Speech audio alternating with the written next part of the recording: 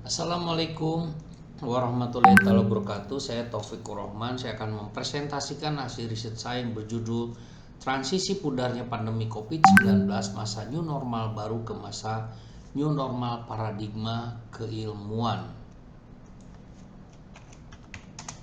Oke, saya akan menjelaskan.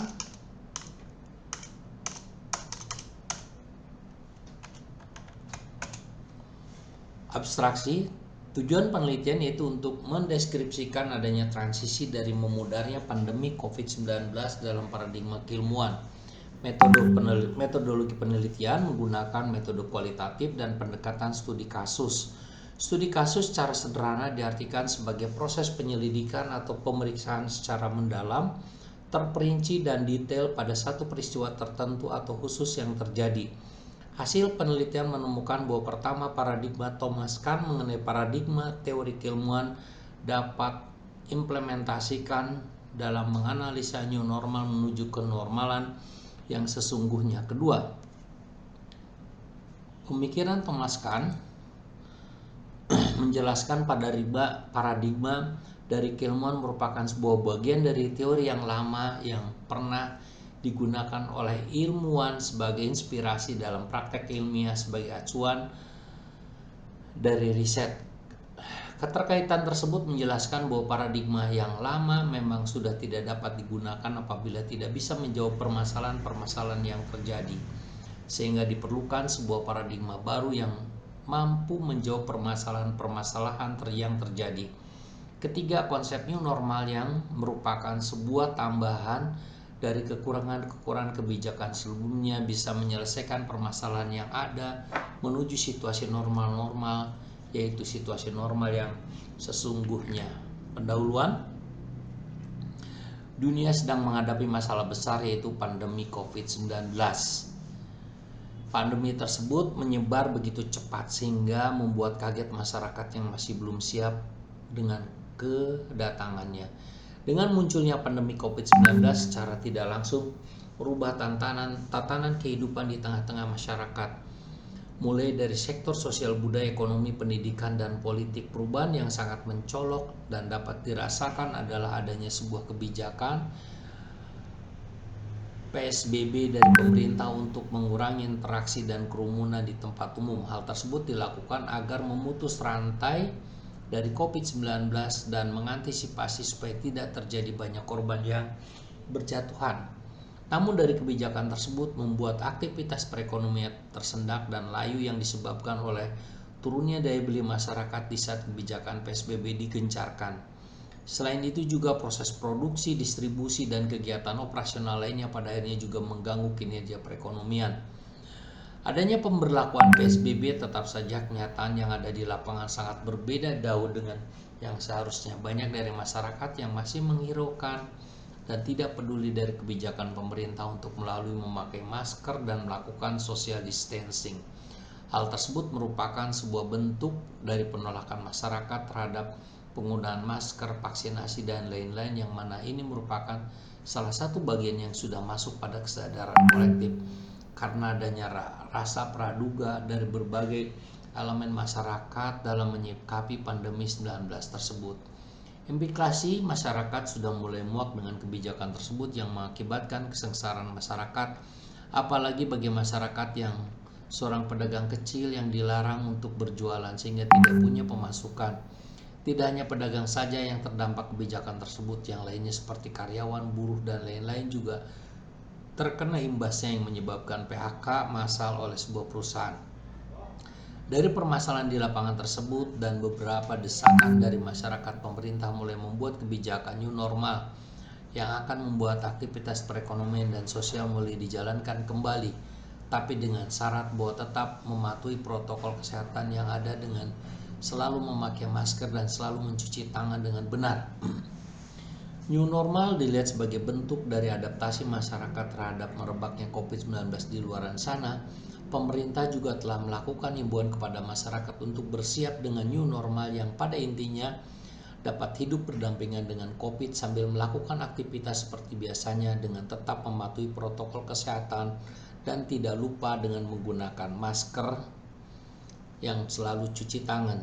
Setelah menjelaskan apa yang dibahas tentang kemudian akan dibahas secara detail dengan menggunakan sudut pandang dari Thomas Kahn mengenai alasan-alasan adanya sebuah bentuk perlawanan dari masyarakat pada kebijakan baru new normal.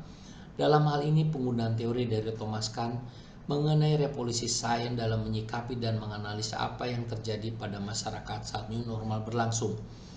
Rumusan masalah penelitian memuat beberapa pertanyaan, yaitu pertama, apa itu new normal? Kedua, bagaimana melihat fenomena tersebut dengan menggunakan sudut pandang dari Thomas Kahn?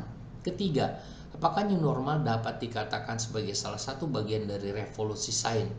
Penelitian ini membahas mengenai new normal sebagai bentuk dari adaptasi dari adanya perubahan terhadap kebiasaan dan gaya hidup sehari-hari. Dalam new normal terdapat pula satu bentuk perlawanan dari masyarakat yang mana ini bertentangan dengan tujuan dari adanya new normal ini. Pada jurnal-jurnal sebelumnya, fokus pembahasannya hanya terdapat pada ruang lingkup dan yang kecil dan tidak terdapat keterkaitan sama sekali antara pemikiran Thomas Kahn dengan new normal. Sehingga dengan begitu pada makalah ini akan menawarkan sebuah pembeda pada kajian-kajian sebelumnya. Tujuan penelitian yaitu pertama mengetahui penjelasan mengenai new normal, kedua adalah fenomena, memahami fenomena tersebut dengan menggunakan sudut pandang Thomas Kahn. Ketiga, untuk mengetahui new normal dapat dikatakan sebagai salah satu bagian dari revolusi sains. Hipotesis penelitian yaitu adanya bentuk usaha melawan dari kalangan masyarakat terhadap kebijakan PSBB yang terlalu mengekang masyarakat dalam melakukan kegiatan sehari-hari berbuntut dari banyaknya berita hoax yang tersebar luas sehingga menyebabkan adanya peningkatan ketidakpercayaan masyarakat terhadap COVID itu nyata, yang berujung pada tidak mau mematuhi adanya protokol kesehatan. Dari hal tersebut kemudian new normal diberlakukan sebagai sebuah kebijakan baru untuk menyelesaikan permasalahan yang ada di masyarakat dengan menggunakan pandangan Thomas Kahn yang mana menggunakan sebuah paradigma baru dalam menjawab persoalan yang tidak bisa dijawab dengan paradigma sebelumnya. Tinjauan pustaka penelitian memuat biografi tokoh